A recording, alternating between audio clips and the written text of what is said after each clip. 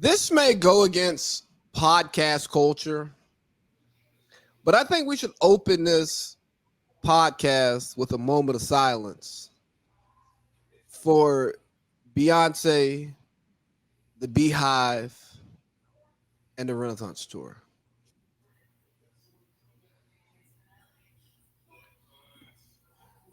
Silence over. That's what we probably should have heard in the Mercedes-Benz Stadium Friday night from roughly 9 p.m. to about 12 a.m. I'd say 11:30. I don't think that concert wasn't 3 hours. Whatever time it was, I think silence would have been better. Well, for what it's worth, Lee, we did get silence for about, 4 or 5 seconds? I think that was during my nap. I don't remember it. And I didn't black out. I was actually in the back getting drinks when it happened. So, because it just went silent at one point, and then I heard a loud scream, and I'm like, oh, okay. Guess to that. Because I think I knew about it, but I didn't know about it because I don't know what song it's in, and then I don't know at what point in the song it is. So I get it. That's the point, though. That's her fans are the ones that know, which was even more of a reason why this concert was not for us, right? Yeah. You know, this concert. I bought my ticket the week they went on sale because I was going for the slaps.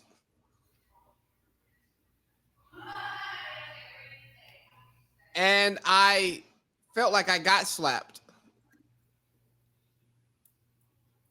by going to that concert. I mean, obviously, I was there as well. We went the same night, so we did witness the same exact thing. I think I told you pretty much the next day when I saw you, you know, my feelings about the concert. I thought that actually we were texting kind of during it anyways. Yeah. You know, kind of just in disappointment of, you know, when are the hits going to come? You know, we just kept getting this queer punk, like dance hall, you know, which I get it. That's what the album was. I understood that. I knew that going into it. Right. But I also didn't expect, the first time I actually was like standing up and singing myself was when she did Lift Off, you know, because I'm like, oh, okay, Watch the Throne. Like, yes. You know, and that's not even her, that ain't even her song. She does the hook on it. You know, that's a Kanye and Jay-Z song. So that was the first time where I was like, okay, we might have a pulse. And then she did Crazy in Love. And then that's where, you know, that's when I pulled my phone. I was like, okay, now I can record and say I'm here, you know? And, you know, we still did she come out to? Did she come out to like Dangerously in Love? It was a different version of it. But yeah, she like sung it kind of. Yeah, like that. She warmed me up, and I'm like, oh, shit. Yeah. I am in love with you. And I'm like, oh, let me take my seat. Let me keep my seat. Yeah, we got in there. So when we got there, because we were running a little late. I think I told you that. We were waiting on a babysitter here. And, you know, Couture's wearing heels. So naturally. Tough walk. Yeah. I didn't understand. But then again, I was like, okay, I get it, I guess. You know, everybody wants to dress a certain way for these type of things. I kept it pretty simple. Black on black on black. You know, it doesn't get much easier. Yeah, you know, I looked like Jay-Z, I guess. You know, it was a Jay-Z-esque fit. Just all black, you know, not a Yankees cap, but a cap nonetheless. And let's see what Jay had on his concert. Seats were great. I mean, we had great seats. I had free food and free liquor, so that was really the highlight of the night. We had a honey hot chicken and waffle. Yeah. Nice little chicken breast, very tender on top. And then the waffle wasn't a normal waffle. There was something in that waffle, but it was very good. And it was like like, you know how like the syrup can be on something and you're like, I need more syrup. Yeah. Or oh, this is too much syrup. Yeah. No. It was almost like it was baked into it, and I was like, Ooh, look at the griddles. Yeah, man. It was yes, but with a waffle. It was that's honestly, I didn't think of it that way. That's actually the perfect way to describe it. That's exactly what that was. It was like a McGriddle waffle. And it was fantastic. That was probably the highlight of the entire night. You know, because like I said, the concert was for queer men. That's what it was. It was for gay men in the Beyhive. That's what that concert was for. She sounded amazing vocally. I won't take that away from her. And I thought even dancing wise, her fits, I'd say that the technology wasn't bad. It just, what it is that music just wasn't for me, you know? Great performance, bad music. And I'm not even saying the music itself is bad. I just didn't want to hear it. Yeah. And before anybody says, well, why did you go? I bought my ticket before I knew her set list. That, and then I just think, like I said too, that concert was not for us, man. It just wasn't for us. And I was having a conversation with a friend who also went to the concert and who was a legitimate Beyonce fan. You may say she's in the Beyhive, and she was telling me there's becoming a split in the Beyhive because there are the true fans that are like true friends. Yeah. That when you do some bullshit, they call you out on it. Yeah. And the Beyhive is split into like the true fans who go, I like Beyonce, I don't like this. Then there's the other ones who just like everything she does because she's so glam, yes. Yeah. It's Bay. It's Bay TL. Oh. Yeah. But the dance hall music hits in a dance hall, not in a football stadium. It's not stadium music. No. You know? And you know, you want to know what kills me more than anything? How, and of course, a lot of celebrities, no celebrity's going to come out and not suck her dick, right? Like, who would actually come out and say, I'm going to be honest with you, the concert was kind of mid. Nobody's going to say that about Beyonce because then they're going to be blacklisted. Yep. And their career will be over. So, of course, they're going to be like, best concert ever. Wish I could go again. Like, you know, these are the type of responses you're going to continue to hear. And it wasn't that. And I think that we're being as objective as possible about this. That's why I'm giving all the compliments where they're due. Vocally, she sounded great. I was honestly, I knew that she could sing, but I was a little surprised, honestly, at how good she sounded. She sounds just like her records. So I was very pleased with that. I mean, she sounded just like the records. So vocally, she was there vocally, for sure. Dancing-wise, like I said, some of that stuff was, you know, it was the dance hall stuff. But when she did get into her dance routine and stuff, she was moving. Blue got up there. They did their little thing together. The screen and stuff was cool. Like, it was pretty well put together. You can tell they spent a lot of money on it, for sure. And here's the thing. I will go to another Beyonce concert.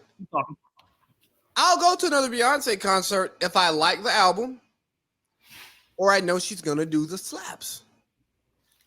Which is here's one of my biggest regrets. Two of my biggest regrets. Bullshit and not buying a ticket to On the Run. The original On the Run. That was a better concert. And I should have went to see the Beyonce concert when she toured the album Beyonce. When I was in San Diego, I should have went to that concert. That was a great album. That's her best album. Great album. That's her best album, in my opinion. Same. I should have went to that concert, and I also did not go to see Anti a couple weeks later. And I'm beating myself up for both of them because we're probably not getting Rihanna on the stage again. Probably not. No, she might. Her and ASAP might do something. Maybe. I don't want to see ASAP. But would you be mad if they went to stadiums and he had his set before her? Would you be mad? I wouldn't be mad at that. If he does his first mixtape and his first album, we'll be good. I'll be good. As long as he's not a headliner and he's just an opening act and is billed that way, I'm good. Well, not an opening act. He is the first act, and then she's, you know. Okay, yeah, I can get behind that. She's the main course. Yeah. Then maybe for dessert they do a song because they don't really have a song together. Maybe and I don't want. No. Don't make one. No. ASAP, we're accepting you because you're here. We're coming for Ree. No, we're not here for ASAP. Yeah. Go put on some cool clothes, bro. Go get fly. I got a question for you. One more thing.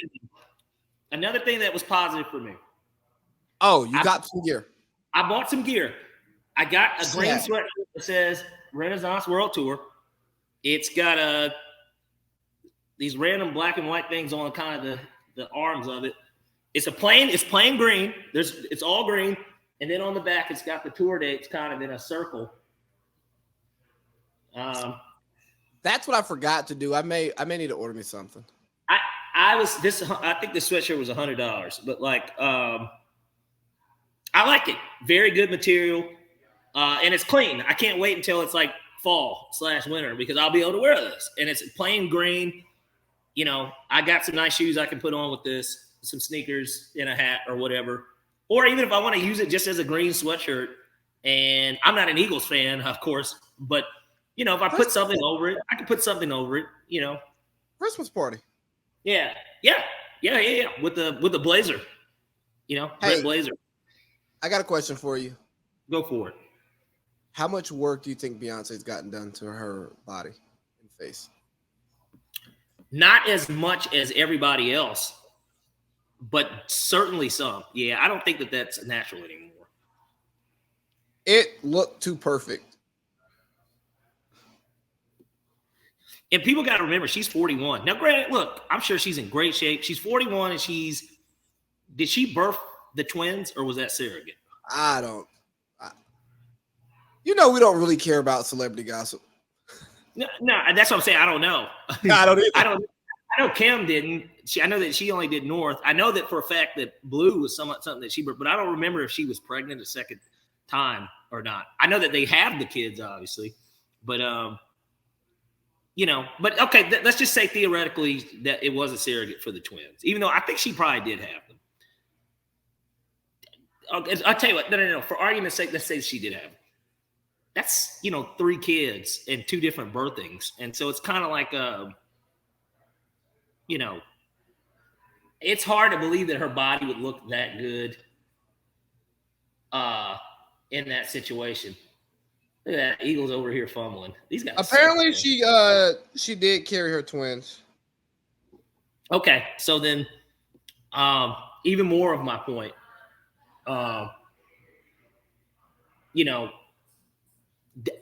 would go to explain, like you said, her body looked kind of too perfect. Yeah, and she's 41. Remember, she's in her 40s. Yeah, and this is not a knock to Beyonce. This is more so to her fans, who will be like, yes, Queen Slay, sis is a perfect and amazing. And she is amazing. She's not perfect. But just remember why she gets to look the way that she does. It's because she makes more money than y'all. Wow. That was some hating ass shit, wasn't it? No, I think it was real shit. It felt like some hating ass shit. But we've done almost 15 minutes on Beyonce, which is about the length of that concert should have been, because that's about how long she did the slaps. If we would have got 15 minutes of the slaps, I think everybody would have been good. Yeah. And hey, guys, there is a group text conversation, a private conversation about this concert that we would love to have on a public platform, but we care about making money, so we're not going to do that. And then I don't want people to hate me because. And then don't let them ask them who my favorite artist is. Then I'm really gonna get backlash for that. Even though that man might have been the biggest supporter of Beyonce at one point, if we want to really be technical about it. But such is life. He ruined his career over that. Well, he didn't ruin his career over that, but it was looking like it could have, and then he gave us the best album he's ever made. That's what I'm hoping we get similar results with what's going on now. He's been in exile, and they did say he was working on music. I'm just saying. This is gonna sound really bad. I hope he strays a little bit away from God for a while he's making this album. I want him to come back. I want him to come back. I think that we would be able to get both. Well, not just stuff. You ready to talk some ball? Yeah, man. Let's get into this ball game. From ball to Beyonce. Well, what that stadium is made for. Yeah. Not dance hall, Beyhive, gay men type concert. Not that type of stuff. And there's nothing wrong with gay men now. I don't want y'all. There isn't. That's who it was for. I mean, I know. That's what that concert was for. But just like the men's bathroom is for men. You know what I mean? It's nothing against women. It's just that's who it's for. You know. But that's a trigger word. We probably should have put a trigger warning out there first. No. No.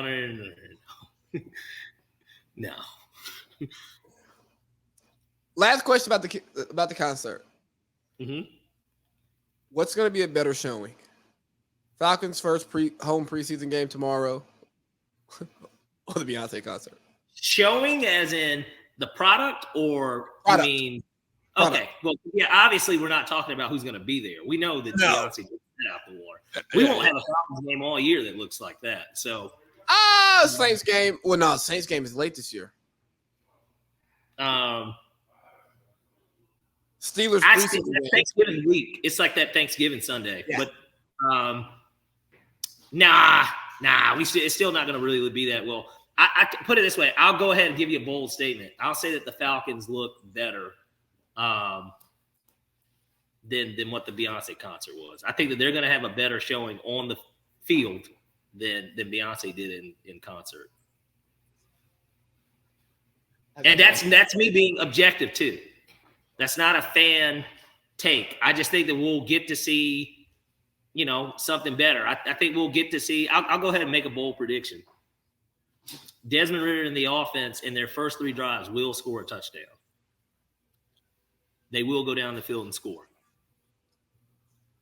a touchdown, not a field goal.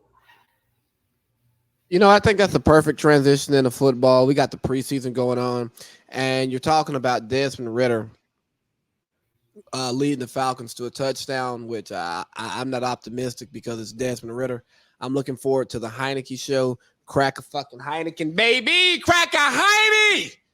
But let's get to another quarterback who had some high expectations, and Trey Lance. What did you think? So I got to see, I didn't watch his whole first half. I went to the gym a little after the first quarter. But from what I did see, he didn't look very good on his first couple of drives. Shout out to Isaac Rochelle. Obviously, former classmate of my brother's, and somebody I call, we're not friends, but we're certainly cool. But he's friends with, their friends. So I guess his friends are my friends too. So I'll call him. Shout out to Isaac. He was one of the guys that got one of those sacks on him on that opening drive with the Raiders. And so, mixed bag, because at least on paper, when you looked at it on paper, he really didn't look bad on paper. But I think anyone that actually watched it saw, a guy that didn't appear to be truly as mobile as we thought. He wasn't really running for shit, to be completely honest with you. A lot of bad throws. The touchdown that he did get, obviously we saw that highlight. That should have been a house call. But, the guy that went after it, he's probably going to get cut. So he won't be in the NFL this year. So if there's a real cornerback out there, that's a house call. But, aside from that, I didn't take away too much from it, except just the fact of, maybe they did make a grave mistake, by trading all that draft capital. I put this in the group and nobody really played with it Saturday, but I think that Trey Lance is the most disappointing draft pick in recent history. And you can throw out your Jamarcus Russells. You can throw out your Ryan Leafs, right? You can throw out players who busted. Pause. And some would even try to throw out an RG3, but I won't say that because he had a good rookie season and then he was injuries. Baker had a good rookie. They moved heaven and earth to get this man. And apparently Mac Jones was the guy they actually wanted, who's made a Pro Bowl, who's made a playoffs. That Pro Bowl is fugazi, and you know it. It's just as fugazi as Snoop Huntley. Come on, man. But Trey Lance can't even get Trey Lance can't get on the field, and how the hell he was the day one starter last year confuses the shit out of me. They wanted to see what he could do. I saw it the other day. It wasn't good.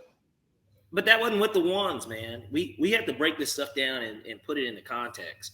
He didn't play with the ones. Now, granted, here's the issue. He played against the twos on defense too. So, to go along with the fact that he was running with the twos, he was going against the twos defense. I guess what bothered me was the indecisiveness, the stiffness in the pocket, hey, no one's open, just throw it away. He just looked like Bambi. He looked like, you know what? He looked like Trey Lance, somebody who hasn't played consistent football really in 5 years. This man's played one season of football since he was in high school. Yeah, that's fair. That's fair. Well, you think about it. He missed all of last year. He didn't play his rookie year, so there's 2 years. He didn't play his senior year, basically, at North Dakota State. They played like that one game or something. Yep. And then there's this year. And then, before that would have been the last time he had played. But even that, again, is against Division 1AA talent, right? So he hasn't played back-to-back seasons since high school. He looked like somebody who has not played back-to-back seasons since high school. And I don't think Trey Lance is going to get the opportunity, especially not in San Fran, to get enough game snaps to be good. Which is why I think he's the most disappointing draft pick of the recent history, because he went 3. You moved to heaven and earth to get up there, and you were a contending team. So what if you just stayed put and drafted another position player? Or what if you got Mac Jones? I don't think Mac Jones is great, but Mac Jones is an NFL quarterback. They could have Jimmy, the only issue with Jimmy even at that time was injury prone, right? That's been his biggest knock. Certainly they could have drafted a Jamar Chase. I know they hadn't given up on Brandon Ayuk, and he obviously had a pretty decent year last year. And they had Debo, but Debo hadn't even blossomed yet. He hadn't even blossomed either. They could have drafted Jamar Chase at 3, in reality. Yeah. And that would have been really nice. Hell, that trio of receivers, even with Jimmy G, an injured Jimmy G, or if they stuck with Nate Mullins as the backup instead, that still would have been a pretty nice team, considering how good that defense is and Kyle Shanahan's coaching ability along with the run scheme that they have. They would have looked really good. So, do you think it's a fireable offense for Lynch? No. They've drafted that team still has drafted really well since they've been there. And I know that Kyle gets a lot of credit because of offensively how they're just able to kind of not skip a beat. They can make it to the NFC Championship and actually have a legitimate conversation about bringing Phillip Rivers out of retirement in the middle of a football game. Isn't that crazy? Because I'm sure you saw that report too on the 49ers. Yeah. And Kyle, said, yeah, no, this is true. The plan was that if we had won the game, we were going to sign Phillip Rivers, and he was going to start in the Super Bowl. Is this iteration of the 49ers the Miami Heat of the NFL? Are you saying like the current Heat, like this? Yes, the current Heat. No, because that Heat team, in reality, they made a run. But the reality is that Heat team was not one of the best teams in the NBA this year. They weren't. No. I'm not talking about. I'm not talking about just this year. I'm saying. Oh, okay. Just in totality of how competitive they are, how they make it all the way down, but they can't win. Get to the conference finals every year, every other year. 49ers went to the Super Bowl too. A game that they should have won. But there are glaring weaknesses on that team that would never make you pick them to win a Super Bowl or win a championship, right? You love Jimmy, but you look at them, you go, their superstar is not big enough for me to pick them to win a championship. Whereas they're well coached, good organization top to bottom. And then you look at the 49ers, you go, their quarterback's just not good enough for me to pick them. You know, they do everything else well. They're just missing that. It's just one thing. They could be cooking with grease, though. And I'll say this is why.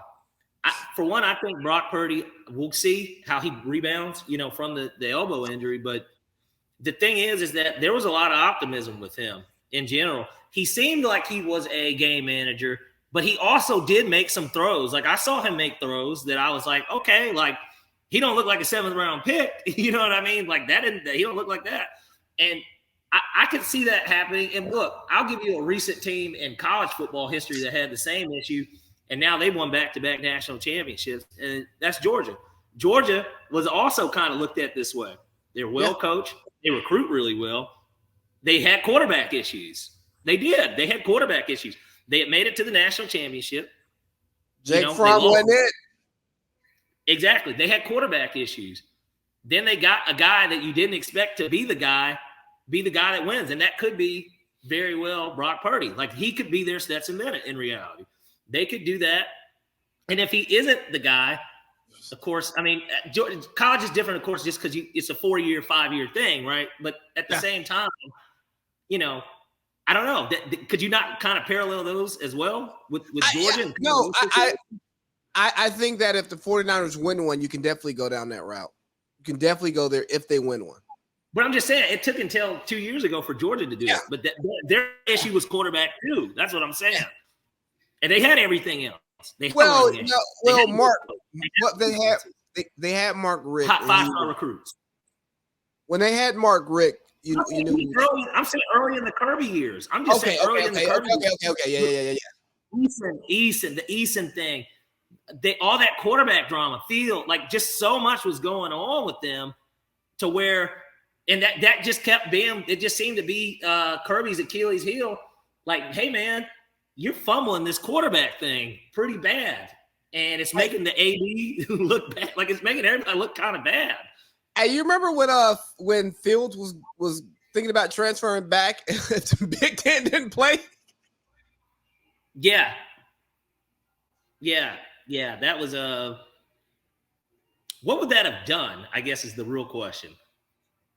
Well, that was a down year for us. We weren't good that year. They were good. They just weren't great. They weren't as good as they were the year before. Yeah, no, I tell you what, it didn't meet the new Georgia standard. That's for sure. No, it was more like the Rick years. Isn't it funny how Georgia has turned into a championship or bust type of program these days, and it's no longer we're okay if it used to be if we win the Sugar Bowl, we're really happy. Like we're happy if we win the Sugar Bowl, we're happy. Like.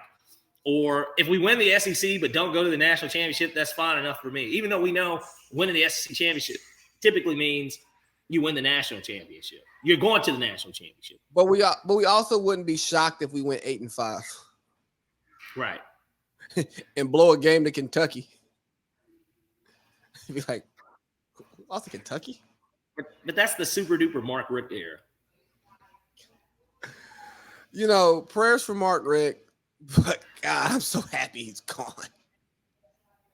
It certainly we needed Mark Richt in order to get Kirby Smart, though. We needed Mark Richt when he got there, and we needed him to leave when he left. Yeah, it all happened the way that It happened right because Rick was good enough for a reason. Rick was good enough that he never really. There's never a day where you go, you know what? We just need to fire Mark Richt.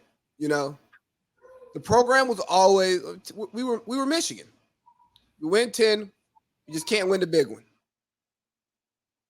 And then finally, when you go, oh, we can get Kirby, Nick's understudy, the guy who he's going to turn the Alabama program over to when he retires. So this could actually be an upgrade from Mark.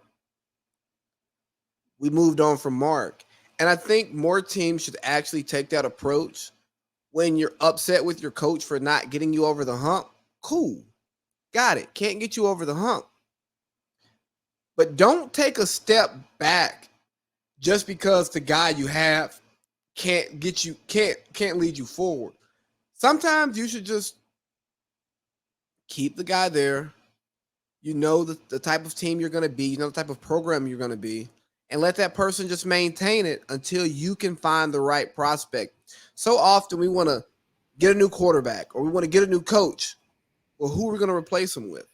I look back at the Matt Ryan years. The Matt Ryan years are very reminiscent of the Mark Richt years. Before you go. We are good at the top. We have a good guy here who is good enough to get us to get us over the hump. I think Mark Richt was a good enough coach to win a national championship. Okay, didn't happen. You know, sometimes he cut some players who came back to bite us in the ass. You know, Mettenberger, the guy who he wouldn't let play quarterback, went to Auburn and fucking smoked us. Yeah, guys like that. Oh, Marshall. Yeah. What do they call that play? The something at Jordan Hare, the miracle of Jordan Hare, something like that. But with Matt Ryan, you go, he's not elite. He's not in that first tier of quarterbacks. But maybe twice, 3 times in his career he was. But yeah. But if you get rid of him, your replacement's not going to be better. Right. And for a lot of the Matt Ryan years, the roster was too good for you to put a bullshit quarterback in for a year and hope that you could get something. You could maybe tank one season and get a good rookie. Well, that's 2 more years because that rookie year, you don't expect much from him. You're expecting for him to pop year 2. Well, we just lost 3 years. That means new GM, new coach. So that's kind of how I looked at it. You don't want to take – sometimes you take a step back to take a step forward, but you just don't want to keep taking steps back because you don't even know how you're going to go forward. It's crazy how we got there, you know. We're all over the place here, and I just want to thank my co-host, Parlay Pete, for having to tend to his life outside of the podcast after we get ready to make a transition. Transition was set up perfectly. We're going to talk about another quarterback, another coach, and I was going to throw a comp at him. And guess what, guys? I can't. I forgot to talk about this in the Beyoncé segment, though. I wore this Whitney Houston shirt out of spite to Beyonce. I was taking a stand against Beyonce. You know, Beyhive, please don't sting us. We like that, honey. Just know it ain't sweet over here. Watching this preseason game, yo, Marcus Mariota, man. Marcus Mariota is not good. He's getting killed by the twos. And all it's telling me is that Arthur Smith can coach his ass off. Yes, he can. And I know we've got some people that don't believe that. Well, I tell you what, I won't say some. There actually might be some, but we know in particular one person that does believe that.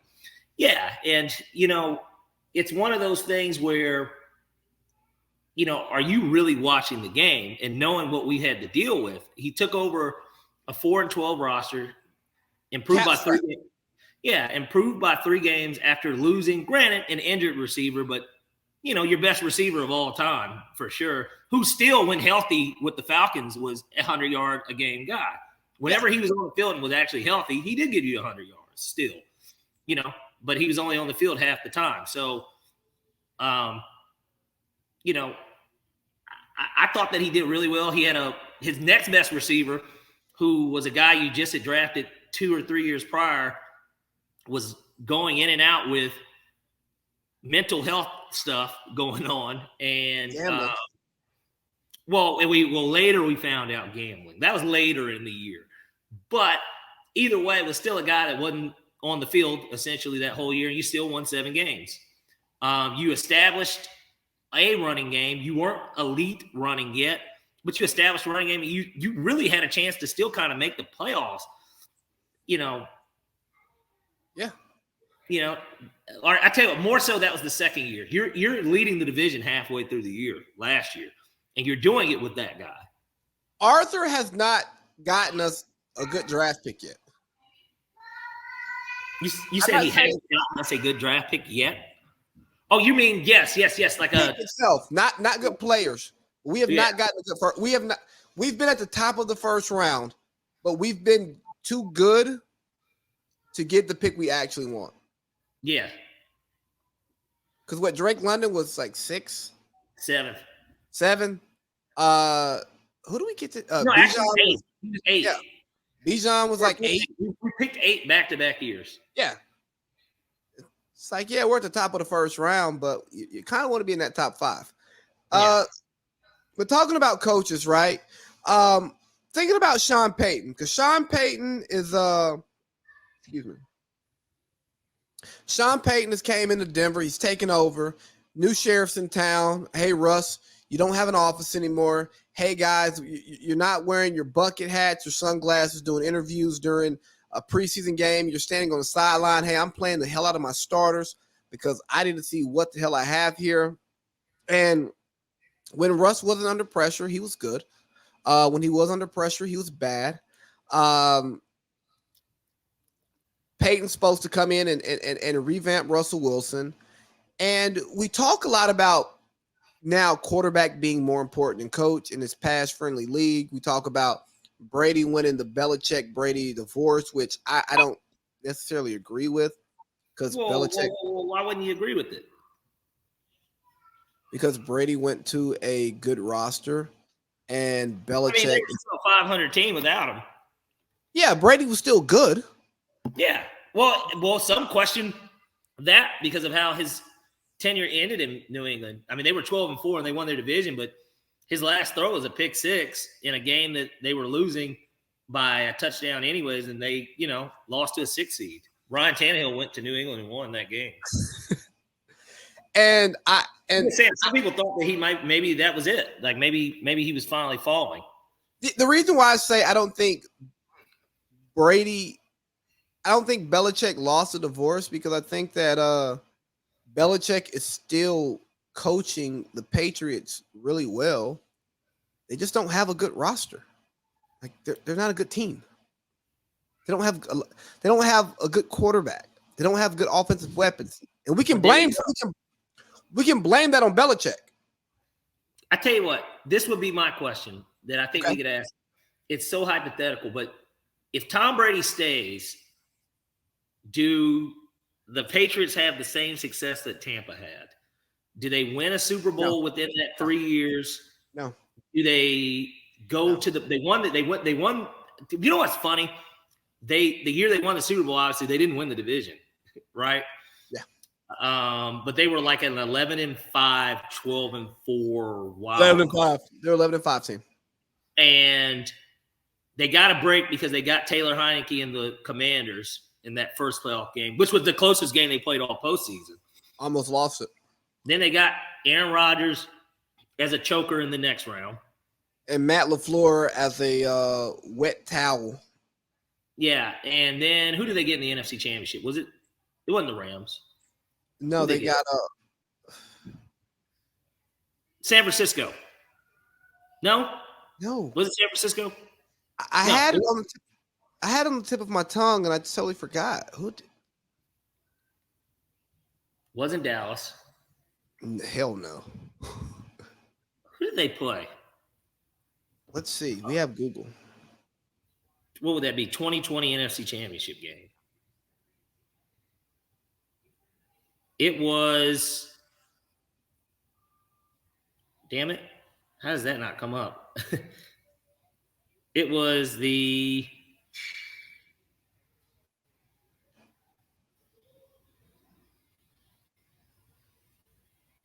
No, I guess that would have been technically. No. What? No. Okay, no, it was Green Bay. Then who did they play the round before that? No. This is was it Green Bay? It was Green Bay. Who did they play the round before that then? The Saints. That's right. Drew Brees. They beat the Saints. Yeah.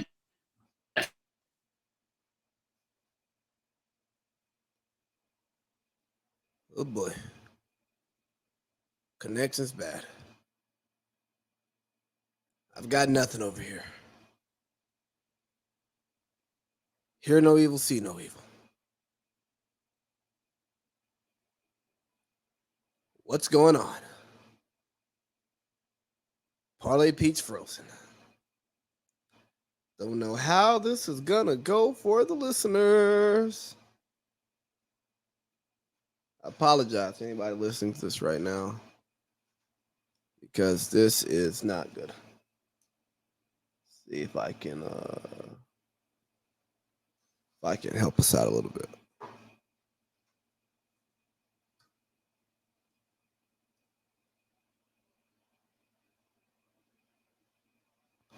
I don't think it's me though. Yeah, so we lost Parlay Pete for a second. He'll be back, but the Patriots won. The Patriots, Tampa Bay beat Taylor Heineke, Drew Brees, then Aaron Rodgers. If you ask me, I think that I don't think that Tom Brady and Bill Belichick would have had the same success as Tom Brady had in Tampa. And I say that because of the roster construction. If we want to beat up on Bill Belichick, the GM, then we can definitely do that. But I'm not going to beat up on Bill Belichick, the coach, because Bill Belichick, the coach, is still getting all that he can out of his team. You look at the Cam Newton year; they were 7-9. Couple one-score losses changes the whole season. You know, Cam had the turnover against Russell Wilson and the Seahawks. They win that game; they're 8-8. There's another game that I can't think of off the top of my head which would have got them to 9-7, above 500, possibly in the playoffs. Then you look at the next year; they win some games with not Matt. Mac, with Mac Jones. And then last year they were a couple games below 500. Not a great team. Mac Jones wasn't great. They did that dumb stuff with their OC. They didn't have an OC. They had one game below 500. Yeah, so like they were. They literally could have clinched if they had beat the Bills the last season. So, they just weren't going to beat the Bills. No, but I say all that to say Bill Belichick is still coaching his ass off, and it doesn't look as good because he does not have good players. But shouldn't it be easy for somebody, for a guy like Bill Belichick in the Patriots organization to get the good guys? They don't like. I know they don't really come available like that, but like because they have the Patriots way, the way they go about things. I think it's harder for them to get good players because they want certain types of players, and because they want a certain type of player, and they also want a certain type of player at a certain price. It hurts them. But let me flip this back to Russell and Peyton. Do you think that Sean Payton is a coach that can revive Russell Wilson's career? Or do you think Sean Payton was a really good coach, but his greatness is amplified because of the greatness of Drew Brees? I'm going to say that he gets him back on track, and this is why. there's no way Russell Wilson's just falling off a cliff. I really don't believe that. I just don't believe that. And I know that Nate Hackett's been kind of the butt of everyone's joke, right? But at the end of the day, he still wasn't a very good head coach. And that's I think we all can agree he was not a good head coach. And Russ had already been paid once before. So I don't want to say the money got to him. Obviously, he's getting older. You know, he was a 24-year-old rookie. You know, he wasn't a young rookie. You know, he was a seasoned guy. He played 5 years in college, right? So I do think a bit of it could be age, but I don't think that Russ is just – there's no way he's cooked. I just don't believe that. I think that Sean Payton – I'm not on board with saying we're going to get the best version of Russell Wilson. I think those years are over. That's come and gone, but I do think that we're going to see a revival, and they're going to be a team that's going to be in the wild card hunt or possibly a wild card. And I guess, you know, in 2 weeks when we do our NFL preview show, we'll get to the bottom of that and how I really feel. But I do think that they're going to be a team that's in that range, that low end 8-9, high end 11-6. I think that that's kind of where they are. They have the defense. The defense kept them in a lot of games last year. They lost, I think, 7 or 8 games by one score. So I mean, it wasn't like they were getting the shit beat out of them or anything. If they would have had a good quarterback, they would have been in the playoffs. In spite of coaching.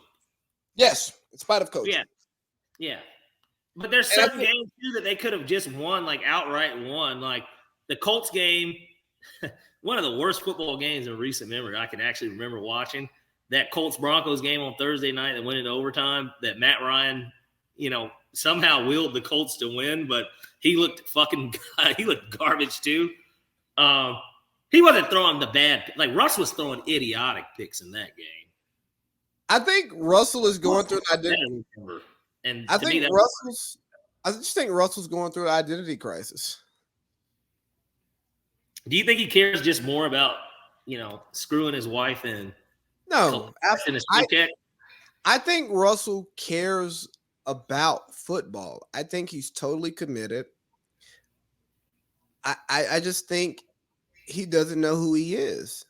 You know, when you have somebody – it's about him screwing his wife on the radio. No, hell no. He seems to be doing it a lot. Yeah, he's putting kids out and he's sneak this in future.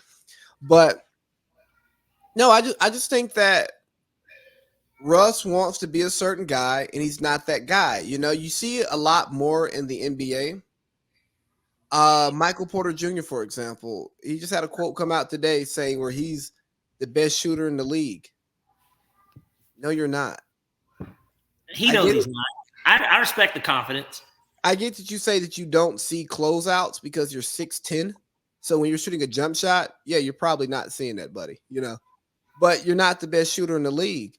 And some issues that happened up there in Denver early on was he wasn't bought into playing through Jokic and Jamal Murray. And there were other players who were up there who weren't bought into it. Why? Because they viewed themselves differently than the coaching staff viewed them and as who they actually are. Russell Wilson wanted to view himself as a Peyton Manning, Drew Brees, Tom Brady type rhythm passer. He's not that. I was listening to Chris Long and Patrick Peterson earlier this week talk about playing against Russell. You know, Chris Long spent a lot of time in the NFC West playing for the Rams. Patrick Peterson spent a lot of time in the NFC West playing for the Cardinals. They talked about one of the hardest things about Russell Wilson was he didn't play on time. He's not hitting the guy in the first window. He's hitting him in the second window. He's not 1, 2, 3, 4, 5 bounce throw. You know, 1, 2, 3, 4, 5, 6, 7 plant throw. He is 1, 2, 3, 4, 5 bounce, bounce, bounce, bounce, bounce, move a little 6, bit. 7, 8, throw. Yeah. And so because that's where he's been great at, but he's not trying to be that, unless he gets back to what made him great, he's not going to produce in the way that he once did. And I think that's where the issue with Sean Payton's going to come in, is that we have not seen Sean Payton consistently play with a quarterback who does not play on time and rhythm. Yes, we've seen what's my man's name? Taysom Hill play quarterback for him. But that was a game or two here, a game or two there, a play or two here, a play or two the other there. guy, and he was, Jameis Winston, pocket passer. Bad decisions often, but Jameis is. If there's one thing that Sean Payton cleaned up with him, though, it was the bad decisions. If you remember, before he got hurt that year, they were like 5-2. He hadn't really turned the ball over. Now, granted, Jameis also wasn't throwing for 350 yards either. He had that first game. I remember they played Green Bay and they blew them out, and it was a weird game because the game was in Jacksonville because of something. I guess a hurricane, and he had like 140 yards, but he threw 4 touchdowns. He was an efficient passer. Yes. So that's what I kind of expect for Sean Payton to get out of Russ. I think he will get more of the efficient Russ as opposed to, the let Russ cook Russ. Well, right? Can 5'10" Russ be efficient and put the ball in those lanes? I think he could. I didn't see this fall off in arm talent. Like, a lot of bad errant throws. Like, you know what I mean? Like that was more of what that was to me. And I think that in a weird way, after that first game, it just really set the tone for the season. It didn't help that Javonte Williams went down very early. It didn't help a lot of their O-linemen went down early. Wide receiver goes down early. They had a lot of injuries on the offensive side of the ball. So I expect them to be able to get more out of that situation than what was presented last year, I also think that Russ can be a lot better and they still be a 7-win team because they're in a tough division. They're better than Oakland. I mean, they're better than Vegas. I think they are better than them on paper. I don't believe in Josh McDaniels. You guys know how I feel about James Garoppolo. And Brandon Staley, he might make a decision or two that plays him out of winning games to where they could sneak up and be the second best team. I think Brandon Staley. Go in order of coaching in the division. How does the coaching stack up? Reed, Payton, I guess Staley. I don't know. I mean, fuck, they're tied for fourth. There is no third. They're tied for fourth. They're not tied for third. They're tied for fourth. Yeah, and something that's not talked about a lot. Justin Herbert has regressed every single year.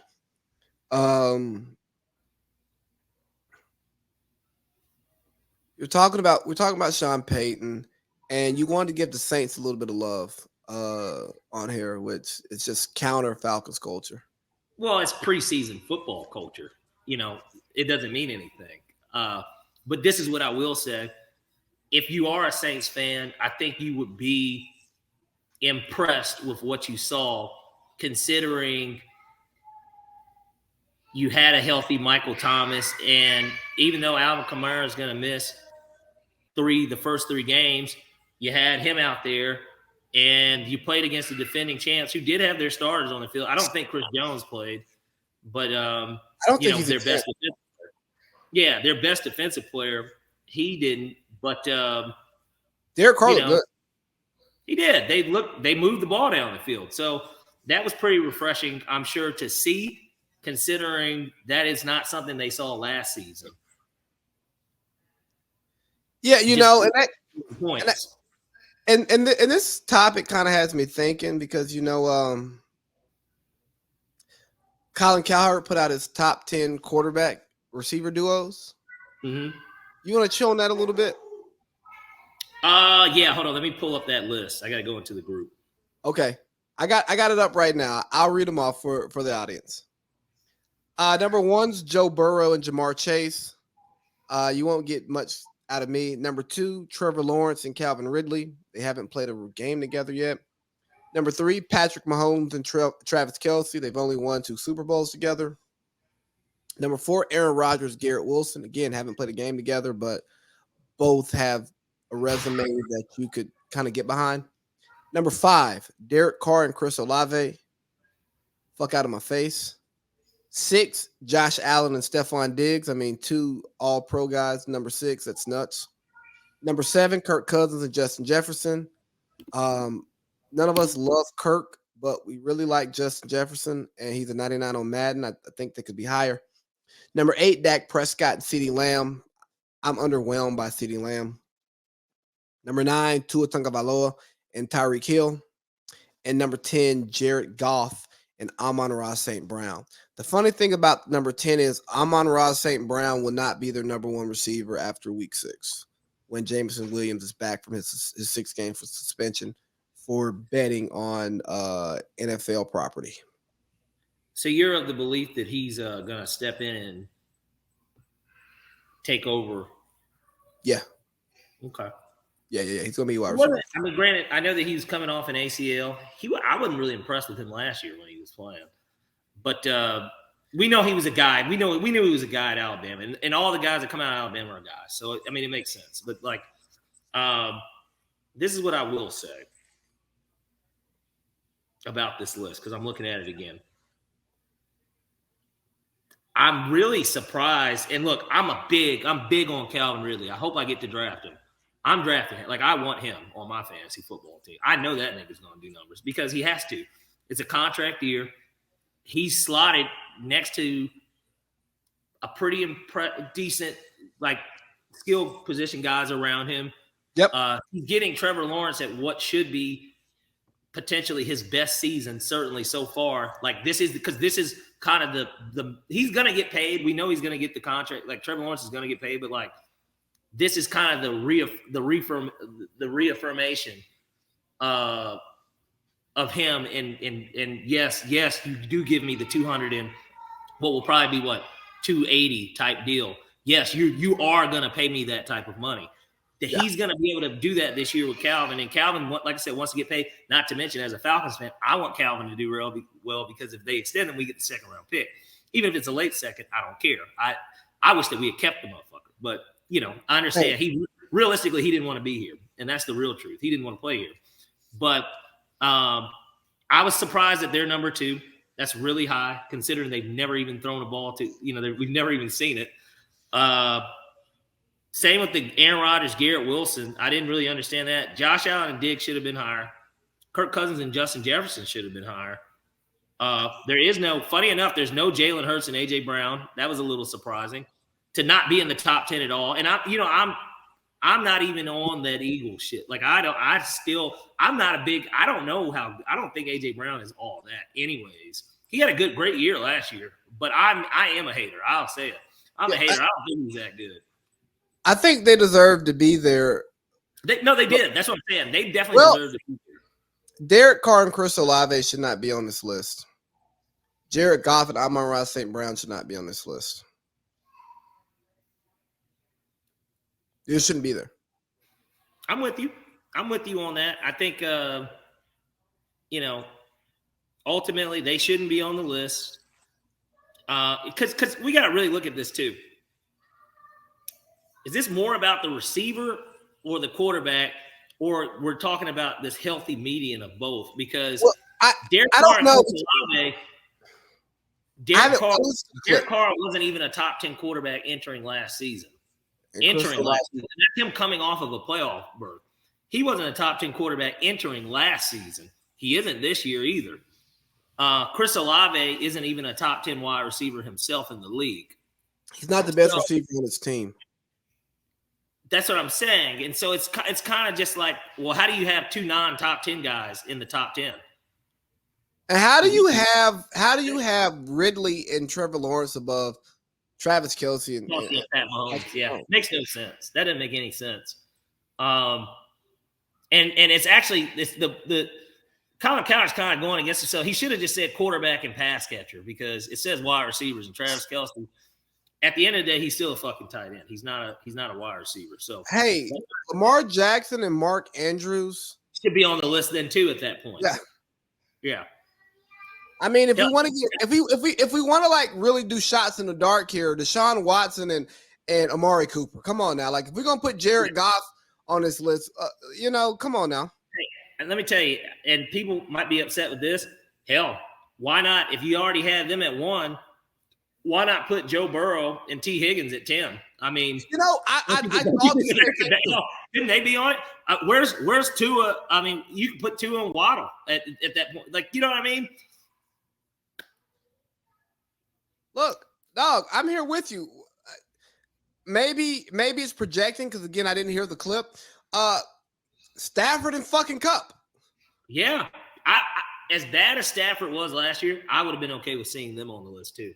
James Garoppolo, James Garoppolo and Devontae Adams just because he's Devontae Adams. Or if you wanted to get real frisky, and this is more so over the Derek Carr, Chris Olave. Fuck it, let's just do Geno and Metcalf. I mean, why not at that point? Why not? Herbert and Williams. Yeah. Daniel Jones and Darren Waller. I mean, shit. But I said now you're stretching it. Sam Howell and Scary Terry. Fuck it. Ritter and Pitts. I mean, when you put Olave and Derek Carr on the list in the top 5, the list loses so much credibility that we can just throw anything out here. Yeah. At that point, it doesn't really matter because it's about fantasizing. It's not about what we know and what we've seen. It's about fantasizing. Yeah, it's like Chris Olave.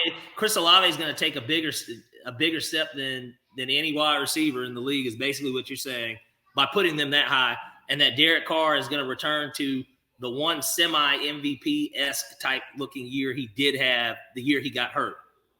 And his head coach is Dennis Allen. Before. And his head coach is Dennis Allen. Another failed Raiders product. Basically. I mean. All right, man. Let's talk a few more football things here. Yeah, we'll keep pushing football before we cut the hour. Two big name running backs signed contracts this week, kind of around the time we expected them to sign because we know they don't want to do real training camp and stuff like that. Yeah. And there were talks about why aren't these guys signed? Because they don't want to sign yet. And they signed. Dalvin Cook signed with the Jets. Pretty good money, man. He got about up to $8 million with the incentives. Yeah. Almost not. Yeah, 8.5 with the incentives. Now, some of those incentives are tied to them winning a Super Bowl and him having like 1,200 yards. I don't see that happening. But he got like $6 million. He got like $6 million in his pocket. He got more money than Miles Sanders signed for. Throwing Bryce Young and Thielen. Hell, throw in Justin Fields and fucking DJ Moore if we're just gonna be just doing these. Let me stop. Back to the new topic. How about Christian Watson and Jordan Love? Fuck it. Why not? Give me CJ Stroud and Hank Dill or something. I mean, give me Baker Mayfield and opposing defenses. Right. But no, your penis, man. Yeah, we got Zeke signing with the Patriots. I think both are good signings. Let's go to Dalvin first. It lets me know that Breece Hall is not going to come back as soon as expected, and they're actually concerned about the running back position. Do you think it's that, or do you just really think that they want the insurance and that they'll just both ultimately split carries? I mean, we've seen successful tandems. I think Greer's trying to save his job because he's drafted the wrong quarterback twice. Oh, she's a cutie. Are you still watching that preseason football game? I have it on right here on the other computer I screen. switched it to the Mets and Cardinals. They're on Fox, and Fat Guy Vogel. Well, you don't watch baseball, so you wouldn't even know what I'm talking about. Hey, I watched the Braves and Yankees the other day. That's slow. What was so great about it? They did it. They did a lineup comparison because they played the Mets and the Yankees back to back, and they went 6-1 against the New York teams. And I think the run differential was by 40 something. Dead serious. It was 40 something. It was a plus 40 something on their end. Isn't that crazy? Yeah. Basically two of the highest payrolls in baseball against the best team in baseball, and that's what happens. So I got my prime up. I'm trying to see if I can find some WNBA basketball on here. They probably don't do a pregame show. Game doesn't start till 10. So. Oh shit! Yeah. I can get it though. I can watch WNBA. That's a topic. But no pregame, right? Even though the game starts in 19 minutes, no pregame, right? We'll get to that. I'm just curious. If you're flicking around, I'm just curious. Yeah, I know no WNBA, but I'm just curious. Yeah, no pregame. Okay. Do you think Dalvin makes a difference? No, and Vegas didn't think so either. Nor did they with Zeke in New England. Neither of their odds changed.